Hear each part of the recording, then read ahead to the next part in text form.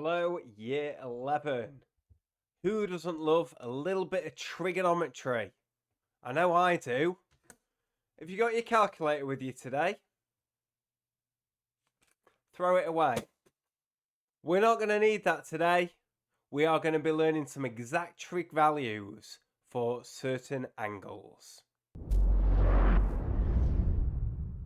So here we are. These are all the trig values that you are expected to just know. Wow, there's a lot. And some of them don't look particularly nice. So, how are you going to learn them? How are you going to be able to recall these things? Well, there are a few things that you might have already spotted. For example, if you look at the angles for sine and the angles for cosine, they are the exact opposite of each other. 0, a half, root 2 over 2, root 3 over 2, 1. 0, a half, root 2 over 2, root 3 over 2, 1. And then we also have some different angles for tan. So I'm going to spend a little bit of time this lesson showing you some different ways on how you can try to learn these. I personally just had the table, learnt them all. It's very easy to say that, I know. With experience and you using these things a lot, the more you use something, the more likely you are to learn it along the way. However, I'm going to show you a couple of different approaches on how you can learn these. So if you've managed to print out the sheet, great. If not, you'll just have to draw a few diagrams. We can learn a lot of these angles just by using a little bit of knowledge of trigonometry, a little bit of Pythagoras, and a little bit of geometry. So the first shape that I'm going to start with is an equilateral triangle. And we know in an equilateral triangle, all the angles are 60 degrees. And I'm going to label all my sides 2 centimeters. And you'll see why I'm going to do this in a minute, because I'm going to do a quick karate chop. If I split it down the middle, my karate chop wasn't very effective. That's better. If I split it down the middle, I end up with a right-angled triangle. And you can see in this right-angled triangle, I've got an angle of 60 and I've got an angle of 30. And they are two of the angles that we need to learn some of our functions for. I have now the hypotenuse of my right-angled triangle as 2. And I have the short side, remember it was an equilateral triangle. I've split it in 2, so that is now 1. Now, I can work out this missing side by doing a little bit of Pythagoras. It is a shorter side, so suppose I call it x for a minute. I know that x squared is going to be 2 squared take away 1 squared.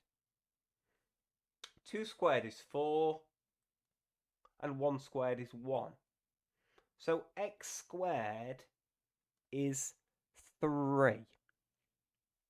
So I know x is the square root of 3.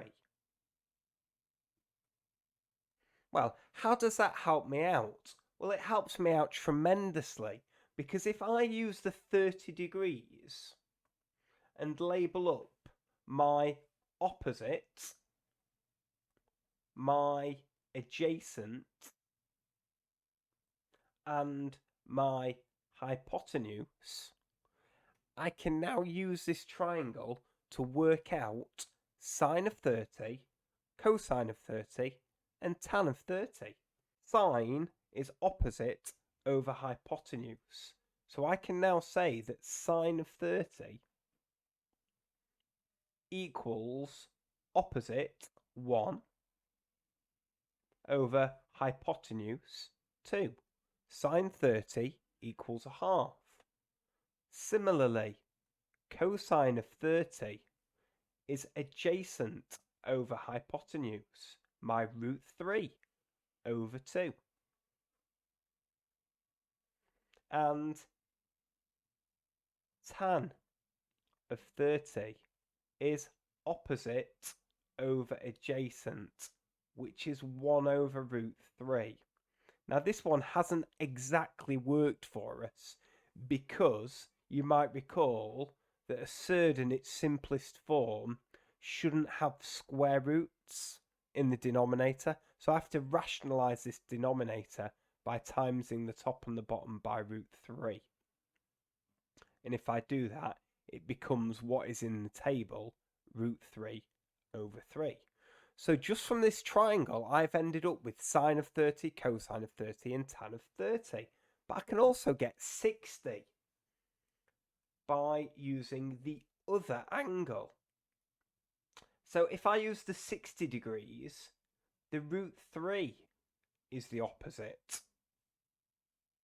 The 1 is the adjacent, and 2 is still the hypotenuse. So I can say that sine of 60 is opposite root 3 over hypotenuse 2. Cosine 60 is adjacent 1 over hypotenuse 2. So there's a half.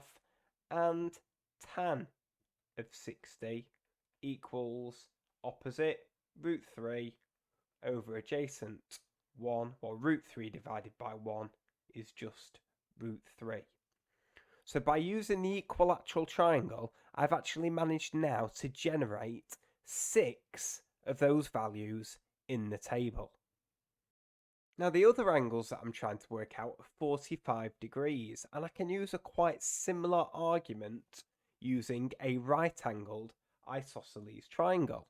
So I've labelled the sides of my triangle 1 and 1, and I should be able to work out the length, which I'll call x in a moment,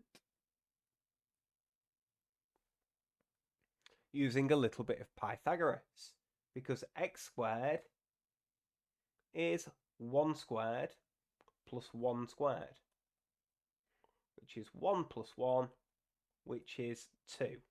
So x squared is 2. This side is now the square root of 2. Now, both of these angles are 45, so I can only use one of them. If I label some things up, this would be the opposite, using this 45 here. This would be the adjacent, and this would be my hypotenuse. And I can use this diagram to get sine, cosine, and tangent of 45 degrees. So, sine of 45 is opposite over hypotenuse, 1 over root 2. Again, I have to rationalise the denominator by timesing by root 2. So it is a root 2 over 2. Cosine of 45 is exactly the same. So that comes out as root 2 over 2. And tan of 45, opposite 1 divided by adjacent 1. 1 divided by 1 equals 1. And that's given us another 3 values. So referring back to the table, we have already explained methods for all of the 30s, all of the 60s, and all of the 45s. So those 2 geometric diagrams have explained where all of those 9 values have come from. So you might decide, is it worth learning that method, or is it just worth learning the values in the table? You will know how your brain works probably better than me, and you will know what you will prefer to do. Will you prefer to learn the geometry? Will you prefer to just learn the table of values as they are? Now you might be saying, well, what about these other values, sir? How are we going to work out and remember those? Well, I'm hoping that the answer to this is you don't need to learn the rest of them because you've already learnt the shapes of your trigonometric curves. For example, if you've already learnt that sine is a wave that looks like this, and you've learnt that it goes between 1 and -1, and this is 0, this is 180, this is 360. You know what sine of 0 is, you know what sine of 90 is, just from knowing your sketch of the graph. Similarly with cosine, if you have learnt the shape of the graph, and you know that this is 180, you know that this is 360, then you know that cosine of 0 is 1. You will know that cosine of 90 is 0. And similarly, with the graph of tan, if you know the rough shape of your graph of tan, you will know that tan of 0 is 0. And if you're wondering why on the table there was that box coloured in black, it's because you might even recall that tan of 90 degrees does not exist. If you put that in your calculator, you get an error. Now, if none of this appeals to you as ways of learning things, there is another way. Do not despair. But it is a little bit of a gimmicky method. There is a finger trick for learning trigonometric values.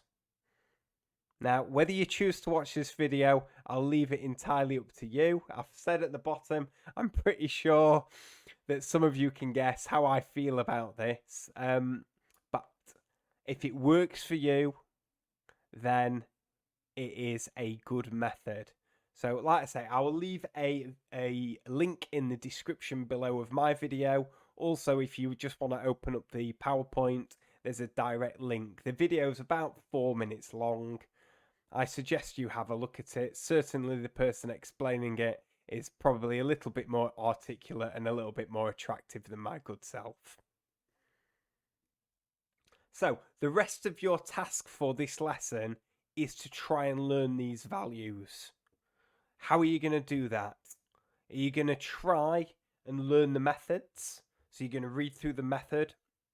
You're going to see if you can recreate that without your books. Are you just going to stare at that table and close your book and see how many you can remember? Are you going to make some kind of revision type cards? I will leave that entirely up to you as to how you devote your time for the rest of this lesson trying to learn these values. But I will warn you, in the final video of this week, there will be 10 quick questions on have you learnt your trig values. And I'm not expecting you to cheat and look through your book. I'm really expecting you to just test yourself. So, as always, if you've got any problems, you can ask in the Ask the Teacher channel. But until next time, take care and goodbye.